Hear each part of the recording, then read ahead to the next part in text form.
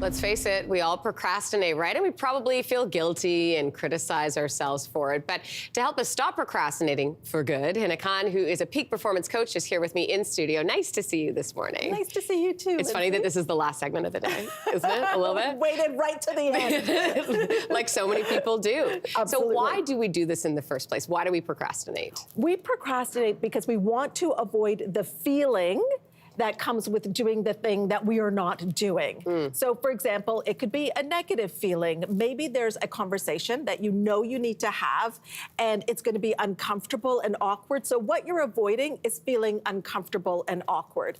It could also be self-imposed pressure. Some of us are perfectionists. And so we don't start on things because we think it'll never be good enough. It will never be perfect. And we're also scared to make the wrong decision. We haven't been taught how to make decisions, so we're forever getting our ducks in a row. I mean, how many people are always researching? It's like, oh, but let me just research it a little bit more, a little bit more, and then there's just more ducks. And we're doing pros and cons lists, polling everybody. This is 100% me. Yeah. I have and I do it on paper, and I have my pros and cons list. So I'm doing too much? Absolutely, because sometimes for some decisions, it's not gonna happen out of a pros and cons list. And then there's also when you, let's put up the board again, because I just want to go through. So when this is happening, and which happens to me all the time, the low self-esteem is something too, right? It's like, because it's not a strength. So some of us do not like to do things that we're not good at. And because it's not a strength, we don't want to go through that awkwardness. So the thread is there's a feeling that we don't want to feel. And what happens when you procrastinate too much? Oh my gosh, when you procrastinate too much, it's an energy drain, because you know, like somewhere you know that there's something that you should be doing that you're not doing. And so when you procrastinate too much, it leads to high levels of stress. It leads to health problems and poor quality of sleep, because maybe during the day you were able to distract yourself, maybe numb yourself, busy yourself, but you know that the next morning, that thing that you were avoiding is still gonna be there. It's still gonna come. It's still gonna be there. Okay, so how do we overcome this? Well, I think first you wanna have some grace with yourself, because sometimes when we realize something, we're like, oh, I wish I had known sooner. My life would be so much different. So you know now, it is what it is.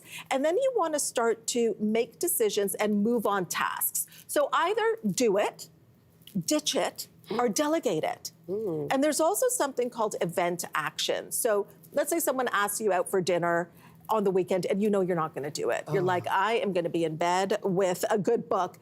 We put off saying no. 100%. So what you want to do, the event has happened, you've been asked, take action, graciously decline right away. Okay, but I want to avoid that. But I